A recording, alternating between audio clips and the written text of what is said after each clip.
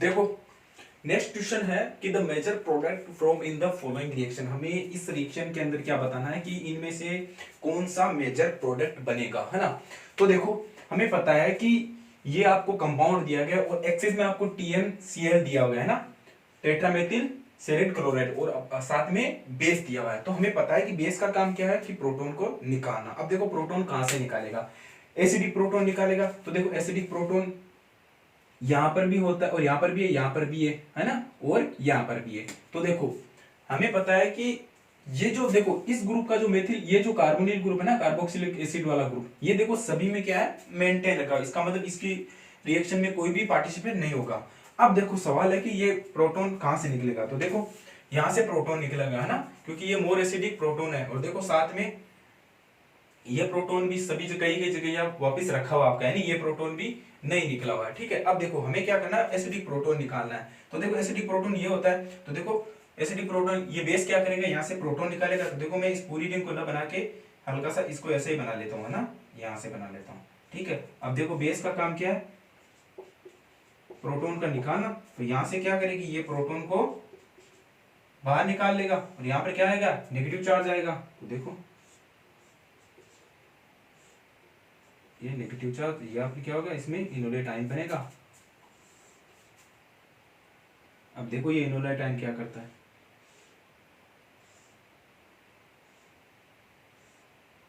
अब देखो ये जो इनोलेट आयन है ना, ये किस पे अटैक करेगा, TmCl पर, है ना। किस पे अटैक करेगा, TmCl पर। तो देखो ये यहाँ से, सॉरी यहाँ से यहाँ अटैक करेगा और क्लोरीन बाहर निकल जाएगा और यहाँ पर ऑक्सीजन के साथ क्या होगा,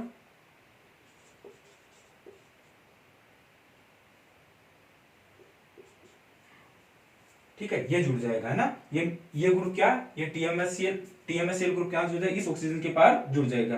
क्योंकि हमें पता है कि जो जो ये सिलेनियम होता है ना, इसकी जो एफिनिटी जो होती है ना, वो ऑक्सीजन के साथ क्या होती है, ज्यादा एडिशन की होती है। यानी इसका जो एडिशन होता है ना ऑक्सीजन की एफिनिटी के साथ ज्यादा होते हैं सिलेनियम की, है ना। ये क्या है, selenium chloride, tetramethyl selenium chloride है ना। क्योंकि हमें पता है कि सिलेनियम की क्या होती है, ऑक्सीजन के साथ जुड़ने की एफिनिटी ज्यादा होती है, इसलिए क्या होता है कि ये ऑक्सीजन के साथ जुड़ जाता है, यानी इसको ऑक्सीजन को प्रोटेक्ट कर लेता है। प्रोटेक्शन ग्रुप होता है एक तरह से भी, है ना। ये क्या ऑक्सीजन को प्रोटेक्ट कर लेता है। अब देखो अब फिर क्या होता है कि वापिस क्या करेगा, ये इनोलेट आयन अटैक करेगा इस ग्रुप के ऊपर। अब देखो यहाँ पर दो तरह की कंडीशन है कि हो सक ये अटैक एक तरह का न्यूक्लियोफाइल यहाँ अटैक करेगा, यहाँ अटैक करेगा, है ना। तो दो तरह की यहाँ पर इलेक्ट्रोफिलिक सेंटर है। तो देखो मुझे एक बात बताओ, वहां पर अटैक करेगा जहां पर मोर इलेक्ट्रोपॉजिटिविटी प्रेजेंट हो। तो यहाँ पर देखो यहाँ पर भी एक तरह का मोर इलेक्ट्रोपॉजिटिव, तो यहाँ पर भी मोर इलेक्ट्रोपॉजिटिव सेंटर, यानी इलेक्ट्रोफाइलिक सेंटर, दोनों इलेक्ट्रोफाइलिक सेंटर है। लेकिन अगर हम बात करें तो देखो यहाँ पर सबसे ज्यादा इलेक्ट्रोफाइलिक सेंटर है। क्यों, क्योंकि देखो फ्लोरीन खुद की एक इलेक्ट्रोनेगेटिव बहुत ज्यादा होती है और साथ में ऑक्सीजन के साथ जुड़ा हुआ है। तो इसका मतलब यहाँ पर वैसे भी इलेक्ट्रोपॉजिटिविटी बहुत ज्यादा है। जब भी किसी इलेक्ट्रोनेगेटिव एटम के ऊपर क्या होता है कि अगर पॉजिटिव चार्ज आ जाता है तो उसकी जो इलेक्ट्रोनेगेटिविटी बहुत ज्यादा हो जाती है। तो देखो यहाँ पर भी ठीक है, यहाँ पर भी ठीक है, लेकिन यहाँ पर देखो कहाँ क्या जुड़ा है, मोर इलेक्ट्रोनेगेटिव एटम फ्लोरीन जुड़ा हुआ है। तो देखो इस सिलेनियम आयन की, इसकी जो आपका ये जो इनोलेट आयन है या न्यूक्लियोफिलिक, इसके अटैक करने की क्या, यहाँ पर अटैक करेगा, इस पोजीशन पे अटैक करेगा, इसके किसमें, एंटी सिग्मा स्टार, फ्लोरीन के एंटी सिग्मा स्टार में अटैक करेगा, है ना। देखो कैसे अटैक करेगा, मैं इसको यहां बनाता हूं।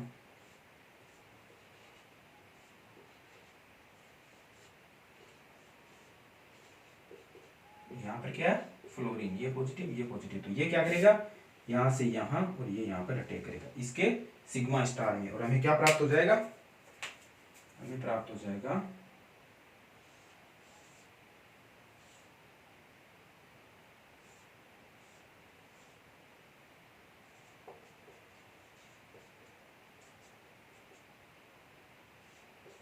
यहाँ पर फ्लोरीन आ जाएगा। अब देखो यहां तक तो ठीक। अब देखो बाद में VF4 दिया हुआ है माइनस, ये क्या करता है, डी प्रोटेक्शन करता है, वापिस क्या करता है, सिलेनियम का डी प्रोटेक्शन करता है। और हमें क्या प्राप्त होता है, ये वाला प्रोडक्ट प्राप्त होता है, ये वाला, है ना। जो हमारे ऑप्शन में कौन सा, इसका सही ऑप्शन कौन सा था, डी ऑप्शन इसका करेक्ट आंसर था। अब देखो इन ऑप्शन में देखें तो सबसे पहला ऑप्शन देखो फ्लोरीन, यहाँ पर तो हो ही नहीं सकता। यहाँ पर देखो OH की जगह फ्लोरीन, कोई रिएक्शन का वैसा रिएजेंट है। दूसरे ऑप्शन में देखो यहाँ पर CH2Cl है, ठीक है मान लेते हैं, लेकिन यहाँ पर क्या, इसका यहाँ पर अटैक करेगा फ्लोरीन पे, यहाँ पर नहीं, क्योंकि यहाँ पर इलेक्ट्रोफिलिक सेंटर ज्यादा है, ठीक है। तीसरे ऑप्शन में देखो ये देखो यहाँ पर नहीं, ये भी नहीं होगा कि यहाँ पर क्या इस OH वाला ये क्या यहाँ से H निकल जाता है और यहाँ पर इस ग्रुप पे अटैक करता है ना। ये देखो CO पता नहीं क्या अजीब सा दिया हुआ है ना, ये भी नहीं है ना। सॉरी ये CH2 है, सॉरी यहाँ पर कुछ नहीं है, CH2Cl, ठीक है, ये भी नहीं होगा। अच्छा दूसरा देखो, तीसरे ऑप्शन में देखो, तीसरे ऑप्शन में क्या दिया हो यहाँ पर, तीसरे ऑप्शन कौन सा, ये रहा तीसरा ऑप्शन। दूसरा ऑप्शन देखो यहाँ पर, तीसरा ऑप्शन में यहाँ दिया, ये भी रॉन्ग है, इसका मतलब चौथा आंसर क्या, फ्लोरीन यहाँ पर जुड़ेगा, यहाँ पर एडिशन होगा, यहाँ पर न्यूक्लियोफिलिक कहाँ अटैक करेगा, इसके इस फ्लोरीन के एंटी सिग्मा स्टार में अटैक करेगा और हमें क्या प्राप्त होगा, फोर्थ ऑप्शन हमारा करेक्ट आंसर होगा। ठीक है, तो ये क्वेश्चन रहा, बहुत ही आसान क्वेश्चन था। ठीक है, उतार लीजिए। वैसे ये जो रिएजेंट है इसको याद रखने वाला था, मेमोरी बेस्ड था कि यहाँ पर फ्लोरीन पर ही अटैक करेगा, इसका ये जो है ना इसका न्यूक्लियोफिलिक इसी पर अटैक करेगा। ठीक है, तो उतार लीजिए, नेक्स्ट क्वेश्चन देखते हैं। देखो नेक्स्ट क्वेश्चन है, the major product from in the following reaction. हमें इस रिएक्शन का मेजर प्रोडक्ट बताना। बहुत ही आसान क्वेश्चन है, बहुत ही आसान क्वेश्चन है, कुछ नहीं है, हमें पता है एल्डिहाइड क्या एक स्ट्रॉन्ग बेस है और स्ट्रॉन्ग बेस क्या कर रहा है, प्रोटॉन को बाहर निकालता है। अब देखो यहाँ पर सीधा सीधा सा बात है कि कहां पर है प्रोटॉन, एसिडिक प्रोटॉन कौन सा है, तो सीधा यही है एसिडिक प्रोटॉन, एक ही तो है इसके पास एसिडिक प्रोटॉन, और तो कोई एसिडिक प्रोटॉन है ही नहीं, है ना।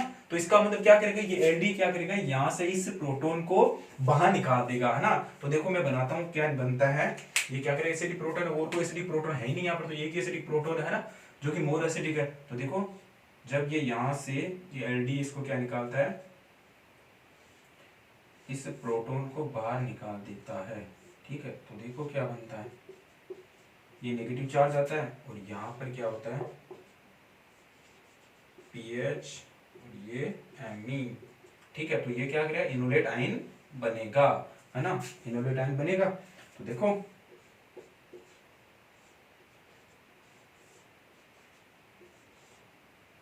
सॉरी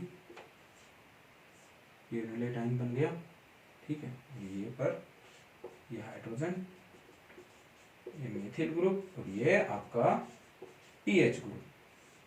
अब देखो, अब दूसरी स्टेप में क्या दिया है हमें, PHCH2 Br दिया और टेम्परेचर -60 डिग्री दिया। अब देखो हमें पता है कि यहाँ पर एक लिविंग ग्रुप है ब्रोमीन, और ये क्या करेगा, इनोलेट आयन क्या करेगा, इस ग्रुप पर क्या करेगा, अटैक करेगा, है ना, CH2Br। ठीक है, तो ये यहां से यहां अटैक करेगा। ठीक है, अब सवाल ये उठता है कि देखो ये जो आने वाला ग्रुप है ना, इसकी स्टीरियो क्या होगी, इस एडिशन इस रिएक्शन पे इस आने वाले ग्रुप की, इस अटैकिंग ग्रुप की क्या होगी, इसकी स्टीरियो क्या होगी, ये है ना, ये पता करना है कि भाई इसकी स्टीरियो क्या होगी। तो देखो इसकी स्टीरियो कौन से किस पर डिपेंड करती है कि जो रिएक्टेंट है ना, रिएक्टेंट में अगर कोई स्टीरियो, जिसको जो स्टीरियो रखने वाला ग्रुप जुड़ा हुआ था ना, वो देखो उसकी खुद की तो स्टीरियो चेंज नहीं होती, लेकिन ये क्या करता है, आने वाले ग्रुप की क्या करता है, स्टीरियो को इफेक्ट करता है ना। ये ग्रुप क्या करता है, आने वाले ग्रुप की स्टीरियो को क्या करता है, इफेक्ट करता है, लेकिन खुद की स्टीरियो क्या रहती है, मेंटेन रहती है। अब देखो यहाँ पर मेथिल ग्रुप क्या है, वेज पे, सॉरी डैश पे, और पीएच ग्रुप क्या है, वेज के ऊपर। इसका मतलब बल्कि ग्रुप कहां पर है, वेज के ऊपर बल्कि ग्रुप जुड़ा हुआ है। तो इसका मतलब ये आने वाला ग्रुप कहां जुड़ेगा, डैश के ऊपर आकर अटैक करेगा। इसी क्यों, क्योंकि यहाँ पर जो बल्कि ग्रुप है इसके इफेक्ट क्या होगा कि आने वाला ग्रुप क्या होगा, उसके बैक साइड से आएगा, है ना कि इसके फ्रंट साइड से, क्योंकि यहाँ पर क्या होता है, मोर रिपल्शन होगा, स्टेरिक रिपल्शन होगा। स्टेरिक रिपल्शन होने के कारण क्या होगा कि ये जो PHCH2 ग्रुप जो कहां जुड़ेगा, इसके डैश पोजीशन पे जुड़ेगा, क्योंकि वेज पे क्या पीएच ग्रुप ऑलरेडी बल्कि ग्रुप जुड़ा हुआ है। तो मैंने कहा इसकी स्टीरियो इफेक्ट नहीं, इसकी स्टीरियो पर कोई फर्क नहीं पड़ता, लेकिन ये क्या करता है, आने वाले ग्रुप की स्टीरियो को डिसाइड करता है कि आने वाला ग्रुप किस स्टीरियो से इसके साथ में एडिशन होगा। तो देखो, तो फिर हमें कौन सा मिलेगा, ये नाइट्रोजन,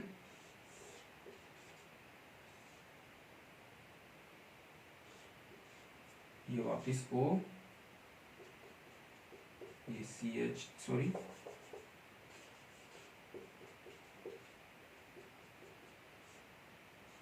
ये PH। ठीक है, और इसकी स्टीरियो वापिस वही करेगी, क्योंकि इसकी स्टीरियो चेंज नहीं होगी।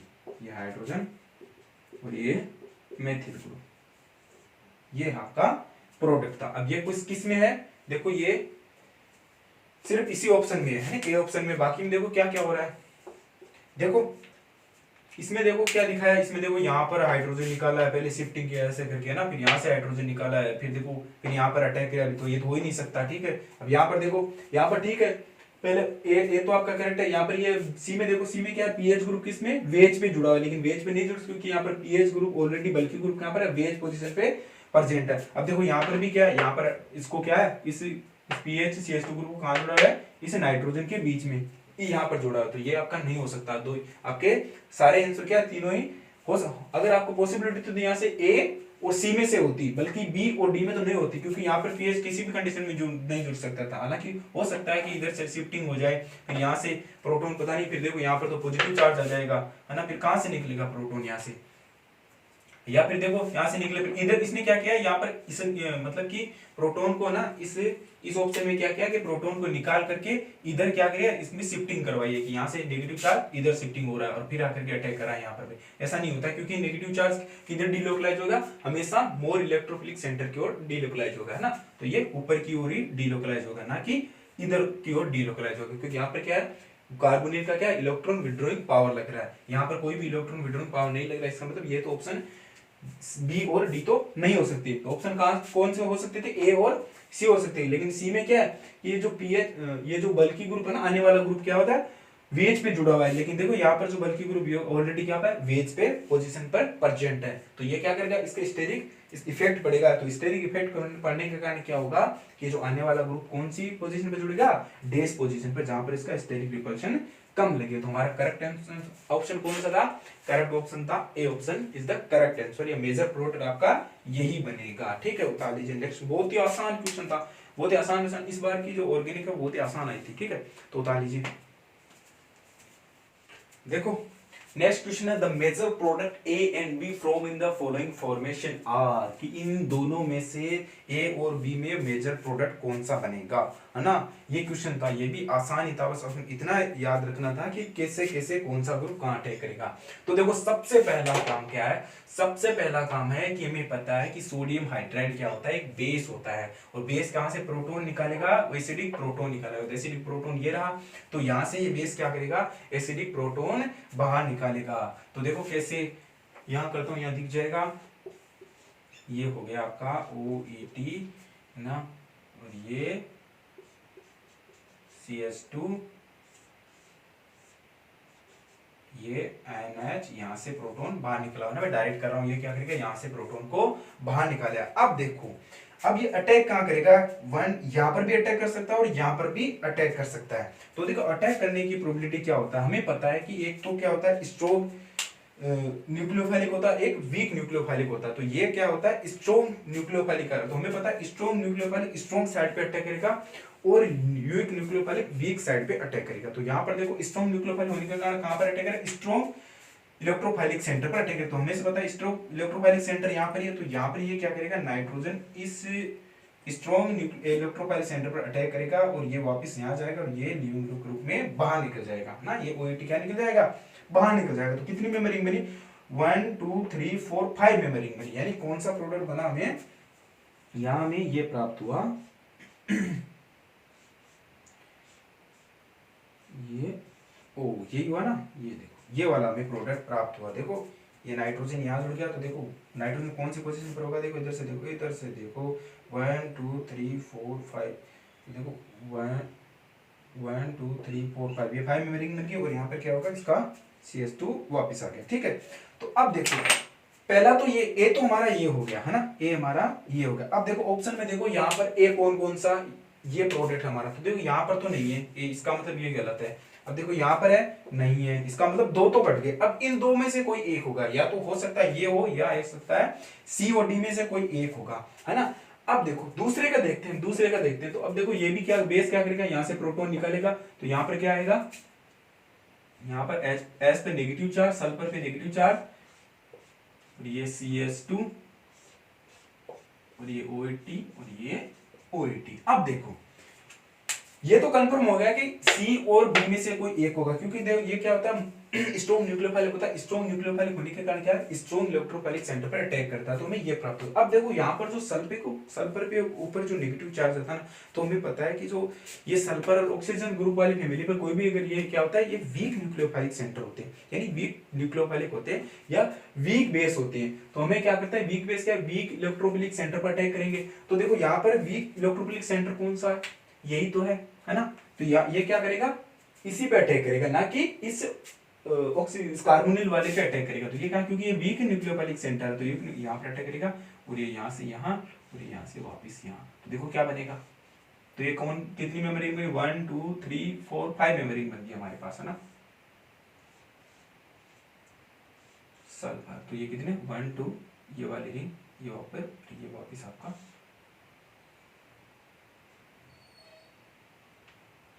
ये वाला 20, अरे वापस क्या करेगा, यहाँ आएगा और ये जुड़ेगा। और यहाँ हमें पता है कि यहाँ पर क्या है, एसिड है, एसिड के पास क्या होता है, प्रोटॉन भी होता है, ये प्रोटॉन यहाँ से ले लेगा और ये वापस क्या बन जाएगा हमारे पास,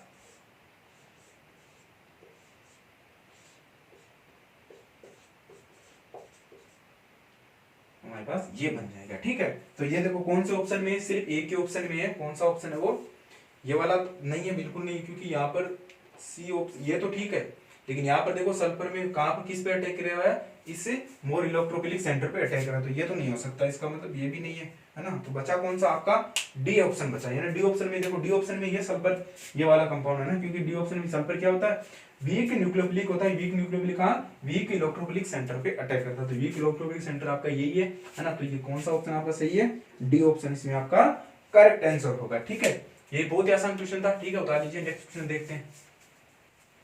देखो नेक्स्ट क्वेश्चन है, ये एनएमआर से स्पेक्ट्रोस्कोपी से रिलेटेड क्वेश्चन है, जो कि इनऑर्गेनिक स्पेक्ट्रोस्कोपी से रिलेटेड। देखो स्पेक्ट्रोस्कोपी हमारे 3 भागों में डिवाइड होती है, एक तो ऑर्गेनिक स्पेक्ट्रोस्कोपी, एक इनऑर्गेनिक और फिजिकल स्पेक्ट्रोस्कोपी। फिजिकल स्पेक्ट्रोस्कोपी में क्या होता है कि न्यूमेरिकल बेस्ड क्वेश्चन आ जाते हैं। ठीक है, जबकि इनऑर्गेनिक में क्या होता है कि मेटल कंपाउंड से रिलेटेड कोई हमें अभी तक तो यही पूछ रहा है कि उसमें पीक वगैरह या एनएमआर सिंगल वगैरह है ना, पीक वगैरह पूछ रहा है, इसकी इंटेंसिटी पूछ रहा है। जबकि है ना जो ऑर्गेनिक स्पेक्ट्रोस्कोपी है उसमें ऑर्गेनिक कंपाउंड दिया जाता है, उसमें पूछता है कि बताइए इनमें से कौन सा इसका एनएमआर सिंगल का डाटा दिया जाता है या आईआर का डाटा दिया, साथ में मास स्पेक्ट्रोस्कोपी डाटा दिया जाता है, इसमें ऑर्गेनिक में। तो हमें पूछा जाता है कौन सा इसका करेक्ट आंसर है। ये किसका, इनऑर्गेनिक का स्पेक्ट्रोस्कोपी का क्या है क्वेश्चन है। तो देखो इसमें है the number off peak of relative intensity observe in the H1 NMR। हमें रिलेटिव इंटेंसिटी के साथ हमें इसके द नंबर ऑफ पीक बताने की, हमें ये भी बताने की कौन से प्रोटॉन से कितनी इंटेंसिटी वाली पीक आ रही है, कौन सा Sp2Fe एट कौन से 30 degree temperature on -80 degree temperature in diethyl ethereal solvent respectively. हमें पहले बताना है कि 30 डिग्री सेंटीग्रेड पे कितना इसका सिंगल इंटेंसिटी वाले सिंगल प्राप्त हो रहे, कितने सिंगल और कितनी इंटेंसिटी वाले, और -80 डिग्री पे हमें कितने सिंगल। तो सबसे पहले हमें ये तो देखना होगा कि ये दो सीपी दिए, तो दो सीपी की रिलेटिव पोजीशन क्या होगी, उसकी हेप्टिसिटी क्या होगी। तो हमें पता है कि कोई भी कंपाउंड जो होता है ना वो 18 इलेक्ट्रॉन रूल फॉलो करता है ना। तो देखो अगर मैं बात करूं यहाँ पर Fe की, अगर मैं Fe की बात करूं तो देखो यहाँ पर दो सीपी लगी हुई है ना, हो सकता है एक, देखो मैं क्या करता हूँ यहाँ पर 2 CO लगे हुए हैं है ना। तो देखो हमें पता है अगर मैं इसके 18 इलेक्ट्रॉन लूँ तो हमें पता है इसके Fe के आउटर शेल में कितने इलेक्ट्रॉन होते हैं, 8 इलेक्ट्रॉन होते हैं, 8 + 4 इसके हो गए। ठीक है, प्लस अब देखो 5 में इसके कर देता हूँ, तो कितने 8 4 12 5 17। ठीक है, अब हमें 1 इलेक्ट्रॉन की चाहिए, इसका मतलब जो दूसरी रिंग है ना यहाँ पर वो इससे Fe से कौन सी 1 हेप्टिसिटी से जुड़ी हुई है ना।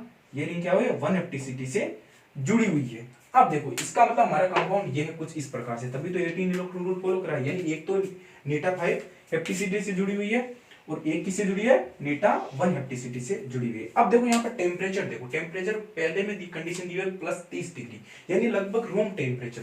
तो देखो रूम टेम्परेचर पे क्या होता है कि इसमें सिर्फ क्या होता है कि ये तो इक्विवेलेंट, इसका जो प्रोटोनिक इसका जो सिंगल आता है ना, 5 प्रोटोनों का नेटा 5 का एक सिंगल आता है। ठीक है, और यहां पर भी क्या आता है, एक ही सिंगल आता है। क्यों, क्योंकि यहां पर क्या होता है कि शिफ्टिंग होती रहती है, 1 2 शिफ्टिंग और 1 3 शिफ्टिंग, क्योंकि एट रूम टेम्परेचर के ऊपर क्या होता है, यहां से हो सकता है कि हेप्टिसिटी तो एक ही रहेगी इस रिंग की है ना, कभी हो सकता है कि ये रिंग घूमती रहे 1 2 शिफ्ट हो जाए है ना, यहाँ से 1 2 हो जाए, या हो सकता है 1 2 3 या 1 2 और 1 3 शिफ्ट हो जाए, यहाँ पर प्रोटोनों का शिफ्ट हो जाए एट 30 डिग्री टेम्परेचर पर। तो इससे क्या होता है कि ये भी क्या होता है, सारे के सारे प्रोटॉन क्या करते हैं, एक ही यहाँ पर हमें पता है कि कभी ये वाले पोजीशन आएगी, कभी ये वाले पोजीशन आएगी, कभी ये वाले, है ना। तो इससे क्या होगा, यहाँ से जो प्रोटॉन प्राप्त हो रहा है ना, वो एनएमआर सिर्फ इसको एक ही प्रोटॉन काउंट करके क्या करेगा, एक ही सिंगल ऑब्जर्व करेगा। इसका मतलब यहाँ पर क्या होगा, एक सिंगल तो इसका आएगा, एक सिंगल इसका आएगा। इसका मतलब दो सिंगल आएंगे, दोनों ही क्या 1:1 रेशियो के अंदर आएंगे। कौन से, at room temperature 30 degree temperature के ऊपर। लेकिन अगर मान लो यहीं पर टेम्परेचर और ज्यादा हाई होता, मान लो 60 डिग्री या 70 डिग्री के आसपास होता, तब क्या होता है, अभी तो रूम टेम्परेचर, तब क्या होता कि हमें पता है कि ऐसा तो इसका एक ही नीटा पाइप, ऐसा तो है नहीं कि इसी का ठेका ले रखा है कि यही बस नीटा पाइप रहेगी। तो उस दौरान क्या होगा कि नीटा पाइप में नीटा 1 वाली नीटा पाइप में कन्वर्ट होगी, और ये वाली नीटा पाइप से नीटा 1 में कन्वर्ट, यानी साथ में इनकी दोनों की हेप्टिसिटी भी चेंज होती रहेगी। कौन से टेम्परेचर, 60 डिग्री प्लस 60 डिग्री या प्लस 70 डिग्री टेम्परेचर के आसपास क्या होगा कि दोनों रिंगों की क्या हेप्टिसिटी भी चेंज होगी। ये नीटा 5 से नीटा 1 में, ये नीटा 1 से नीटा 5 में कन्वर्ट होती रहेगी। उस दौरान क्या होगा, ये बहुत ही फास्ट प्रोसेस होगी। उस दौरान क्या करेगा, एनएमआर स्पेक्ट्रोस्कोपी के अंदर क्या होगा, इन दोनों रिंगों का, यानी ये दोनों रिंग, ये 5 प्रोटॉन इसमें 5 प्रोटॉन इसमें, तो पांचों यानी 10 प्रोटॉन का एक ही सिंगल ऑब्जर्व होगा एट हाई टेम्परेचर। बहुत ही हाई टेम्परेचर के ऊपर क्या होगा, दोनों ही रिंग का क्या होगा, एक ही सिंगल ऑब्जर्व होगा। उस दौरान क्या होगा, 1 पीक प्राप्त होगी। लेकिन यहाँ पर सिर्फ क्या दिया, 30 डिग्री यानी रूम टेम्परेचर पर दिया हुआ है। तो रूम टेम्परेचर के दौरान क्या होगा, ये नीटा पाइप में तो रहेगी, साथ में इसकी क्या 1-2 शिफ्टिंग या 1-3 शिफ्टिंग होती रहेगी। इसका मतलब एक सिंगल इसका 5 प्रोटॉन के कारण और एक सिंगल इसका। तो मतलब शुरुआत में क्या होगा 1:1, मतलब एक सिंगल इसका, मतलब हमें 1:1 के अंदर किस पे प्राप्त होगा, सिंगल 30 डिग्री टेम्परेचर पर। क्यों, क्योंकि 30 डिग्री टेम्परेचर एक नॉर्मल टेम्परेचर है, और नॉर्मल टेम्परेचर क्या है कि ये तो अपना नीटा 5 पे रहेगी, ये साथ में क्या होगा, इसकी अपनी हेप्टिसिटी यानी अपनी शिफ्टिंग चेंज करती रहेगी। ये क्या करता है कि रोटेट भी करती रहेगी साथ में। हो सकता है कि कब थोड़ी देर बाद में यहाँ आ जाए, यहाँ आ जाए, यहाँ आ जाए ना, ये रिंग घूमती रहेगी। इसका मतलब ये शिफ्टिंग होता रहेगा, 1 2 1 3 शिफ्टिंग होता रहेगा। इस दौरान क्या होगा, एक हाइड्रोजन के कारण ये सिंगल हो गया है ना, इस हाइड्रोजन, क्योंकि एनएमआर पड़ेगा कि पास एक ही हाइड्रोजन है यहाँ पर, तो जो लगा था रोटेट करा, और यहाँ पर पांचों प्रोटॉन क्या है, इक्वल होंगे ना, तो एक सिंगल इसका होगा। इसका मतलब 1:1 में हमें 2 सिंगल प्राप्त होंगे, है ना, इंटेंसिटी वाले 2 सिंगल, एक इसका नीटा 5 का और एक इसका नीटा 1 का। नीटा 1 का प्राप्त हो गया एक तो, है ना, नीटा 1 का, दूसरा किसका होगा, नीटा 5 वाले का। इसका तो पांचों प्रोटॉन इक्वल है, लेकिन यहाँ पर भी ये एक ही प्रोटॉन नीटा 1 क्या है, हमें पता है कि ये शिफ्टिंग होती रहेगी एट रूम टेम्परेचर के ऊपर। तो एक सिंगल हमें इसका प्राप्त होगा। तो 1:1 के अंदर देखो कौन सा ऑप्शन है, 2 पीक प्राप्त होगी ना दोनों की, एक इसकी एक नीटा 5 की, एक नीटा 1 की। तो देखो 1:1 2 पीक हो सकता है ये हो, और कहां पर है 1 पीक 2 पीक 1:1, यहाँ पर देखो हो सकता है, इसका मतलब 1 पीक ये कट गया, ये कट गया, 1 पीक, ये दोनों यार 4 पीक, ये छोड़ो, ये कट गया, क्योंकि हमें 2 पीक प्राप्त होगी, नीटा 5 वाली, एक नीटा 1 की। ठीक है, तो इसका मतलब हो सकता है हमारा ये आंसर हो, ये हो सकता है हमारा सी आंसर करेक्ट हो। तो देखो अब दूसरे में बात करते हैं। दूसरे में क्या दिया, -18 डिग्री टेम्परेचर। अब देखो -18 डिग्री टेम्परेचर पे क्या होगा कि ये रिस्ट्रिक्ट हो जाएगा, मतलब कि ये जो यहाँ पर जो प्रोटॉन है ना आपके, ये मतलब बाद में क्या करेगी, ये शिफ्टिंग रुक जाएगी, और साथ में इसका भी ये तो होगा, ये नीटा पाइप रहेगा, वापस इनकी हेप्टिसिटी भी चेंज नहीं होगी। यानी ये अगर एक नीटा पाइप है तो नीटा पाइप एग्जिस्ट करेगा, ये नीटा 1 है तो नीटा 1 एग्जिस्ट करेगा। लेकिन -18 डिग्री पर क्या होगा, इसकी जो शिफ्टिंग है वो रुक जाएगी, रेस्ट्रिक्ट हो जाएगी, शिफ्टिंग रुक जाएगी। तो इस दौरान हमें क्या प्राप्त होगा कि एक तो इस प्रोटॉन का एक सिंगल प्राप्त होगा, है ना, और देखो यहाँ पर भी एक हाइड्रोजन है और यहाँ पर भी एक हाइड्रोजन, 2 हाइड्रोजन है, तो दोनों की क्या होगा, दोनों का एक ही सिंगल प्राप्त हो गया, मतलब 2 हाइड्रोजन के कारण एक सिंगल और 2 हाइड्रोजन के कारण एक सिंगल। तो उस दौरान हमें कौन सा रेशियो प्राप्त होगा, 1:2 रेशियो वाला इस रिंग का प्राप्त होगा। हमें 3 सिंगल प्राप्त होंगे। इसके कितने सिंगल होंगे, 3 सिंगल प्राप्त होंगे, क्योंकि इस दौरान क्या होगा, इसकी शिफ्टिंग चेंज नहीं होती किस पे, -18 डिग्री टेम्परेचर के ऊपर। लेकिन यहाँ पर क्या है, नीटा पाइप यानी 5 प्रोटॉन के कारण हमें क्या, क्योंकि सारे के सारे पांचों प्रोटॉन सेम है, तो 5 प्रोटॉन के कारण हमें क्या होगा, एक सिंगल प्राप्त होगा। तो इसका मतलब 30 डिग्री पर 2 पीक 1:1, और -80 डिग्री टेम्परेचर पे कौन सा, हमें 1:2 का तो 3 सिंगल मिलेगा, है ना। ये हमें प्रोटॉन की इंटेंसिटी बतानी है ना, रेशियो भी, ठीक है, और 5 प्रोटॉनों का एक सिंगल। इसका मतलब हमें कितने सिंगल मिलेंगे, 3 ये और 4, यानी 4 सिंगल मिलेंगे। अब देखो 4 सिंगल कहां पर है, पहले ऑप्शन में 4p कौन से 5:2:2:1 यानी यही तो होगा ना 2:2:1 और 5 प्रोटॉन के कारण एक सिंगल मिला, इसका एक हो गया और 3 सिंगल इसके, मतलब हमें 4 सिंगल मिल गए, है ना। तो यही ऑप्शन है। और यहाँ पर भी देखो 4 सिंगल तो है, देखो 5:5, लेकिन यहाँ पर जो पहला है ना 30 डिग्री टेम्परेचर पर। हाँ अगर टेम्परेचर हाई होता, मान लो पहले में यहाँ पर 70 डिग्री के आसपास टेम्परेचर हो, ये माइनस होता, तब हमारा ये ऑप्शन करेक्ट होता। 1 पीक यानी 10 के 10 प्रोटॉन क्या होते, एक ही पीक देते इस हाई टेम्परेचर, बहुत ही ज्यादा हाई टेम्परेचर। लेकिन यहाँ पर क्या दिया, सिर्फ रूम टेम्परेचर दिया हुआ है। तो रूम टेम्परेचर पर क्या होता है कि सिर्फ इसकी 1-2 या 1-3 शिफ्टिंग होती है। तो इसका मतलब ये प्रोटॉन एक ही, यानी यहाँ पर ये पूरी रिंग एक प्रोटॉन के कारण एक ही प्रोटॉन का एक सिंगल दिखे, और या पांचों प्रोटॉन के कारण एक सिंगल दिखे, इस दौरान हमें 2 सिंगल प्राप्त होंगे। तो इसका मतलब हमारा ऑप्शन है पहला ऑप्शन इसका क्या करेक्ट आंसर। और देखो वहां -80 डिग्री पर क्या होता है, सारे के सारे रिस्ट्रिक्ट हो जाते हैं। इसका इन 2 प्रोटॉन के कारण एक सिंगल, इन 2 प्रोटॉन के कारण एक सिंगल, और इस एक प्रोटॉन के कारण एक सिंगल, यानी 1:2:2 के हमें 3 सिंगल प्राप्त होंगे। ठीक है, 1, 2 और 3, और साथ में इस नीटा 5 का 5 प्रोटॉन के कारण हमें एक सिंगल प्राप्त होगा। कुल मिला के 4 सिंगल हमें प्राप्त होंगे। तो हमारा पहला ऑप्शन करेक्ट आंसर था। बहुत ही आसान क्वेश्चन था, इनऑर्गेनिक पार्ट का था, स्पेक्ट्रोस्कोपी का। ठीक है, उठा लीजिए, देखते हैं नेक्स्ट क्वेश्चन।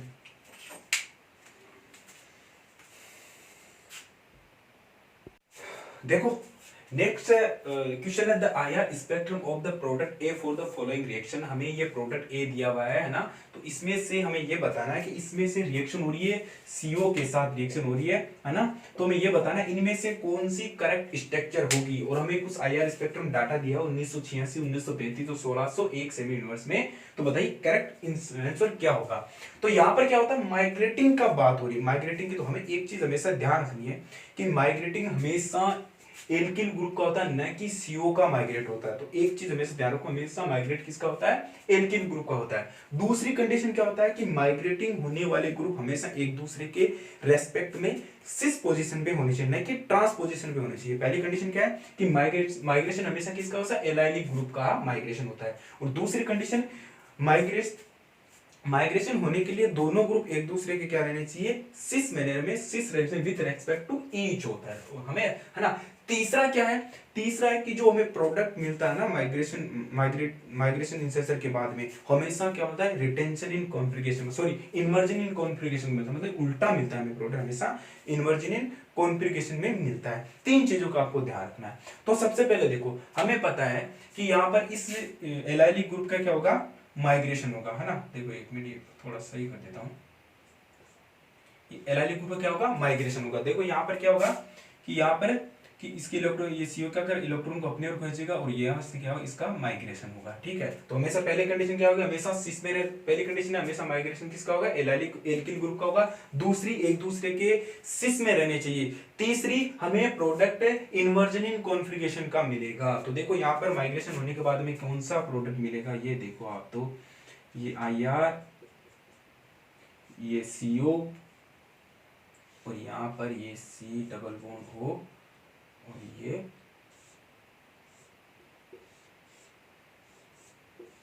हमें प्रोडक्ट मिलेगा।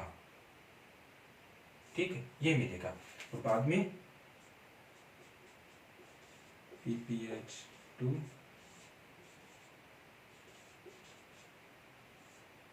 ठीक है। अब देखो वहां पर एक वैकेंसी इसकी क्या होगी, वेकेंट होगी। इस वैकेंसी पर क्या आ गया, ये सीओ आकर क्या होगा, इंसर्शन होगा। ठीक है, इंसर्शन होगा। ठीक है, तो ये सीओ आपका इंसर्शन हो गया।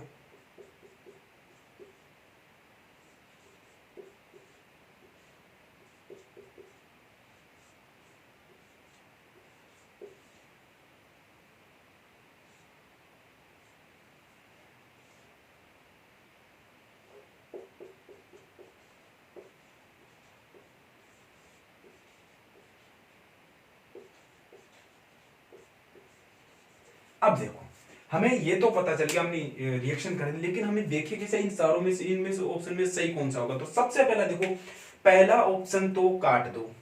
क्यों काट दो, क्योंकि हमें पता है कोई भी कंपाउंड 18 इलेक्ट्रॉन रूल फॉलो करता है, लेकिन ये पहला और ये सी, ये भी क्या है आपका 18 इलेक्ट्रॉन, काट दो, क्योंकि दोनों ही क्या 18 इलेक्ट्रॉन रूल फॉलो नहीं करते हैं। देखो इरिडियम के आउटर शेल में कितने इलेक्ट्रॉन होते हैं, 9 प्लस ये 2 2 4 2 6 प्लस 4 प्लस 1, है ना। तो देखो कितने हो गए, 10 है, 10 है 10 कितने हो गए 20 हो गए, 9 और 1 10, 10 10 20 हो गए, इसका मतलब ये भी नहीं हो सकता। अब देखो सी में, देखो सी में भी क्या होता है, देखो देखिए सी में भी ऑप्शन हो रहा है क्या, देखो सी में यही 9 प्लस 4, 2 इसके 2 इसके और 6 इसके प्लस 1 इसका, इसका ये भी क्या हो गए, ये भी क्या हो गए 20 हो गए, इसका मतलब ये भी नहीं हो सकता। अब देखो कौन सा हो सकता है आपका आंसर बी हो सकता है आपका आंसर डी हो। तो एक चीज हमेशा ध्यान रखना कि माइग्रेशन, हमें एक चीज पता है कि जो माइग्रेशन जब होता है ना, एल्किल का माइग्रेशन होता है, पहली बात तो है ना।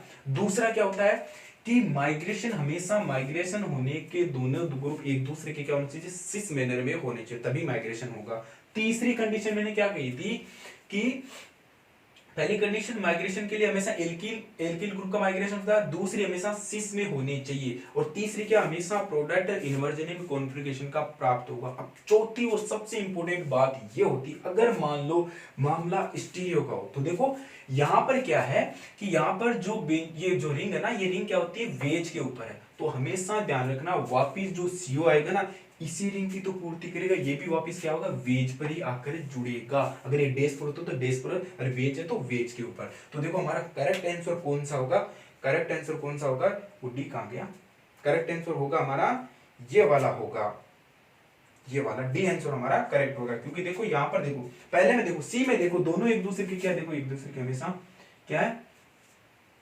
सॉरी बी में देखो, बी हो सकता है बी और डी, तो बी में देखो ये दोनों कहां पर है, देखो ये दोनों ही एल्किल ग्रुप, ये जो सीओ ग्रुप है एक दूसरे के प्लेन में है, एक दूसरे के प्लेन में है, और ये भी देखो प्लेन में, इसका मतलब ये हो ही नहीं सकता इस तरह का कंपाउंड। तो हमारे पास कौन सा कंपाउंड ये होगा, क्योंकि आने वाला जो सीओ ग्रुप कहां कहां किस पोजीशन पर जुड़ेगा, जिधर से ये माइग्रेशन ग्रुप माइग्रेट होकर गया है ना, उसी साइड में आकर क्या जुड़ेगा, ये आकर के हमारा ग्रुप जुड़ेगा। ठीक है, तो हमारा करेक्ट आंसर कौन सा होगा, ये वाला करेक्ट आंसर होगा।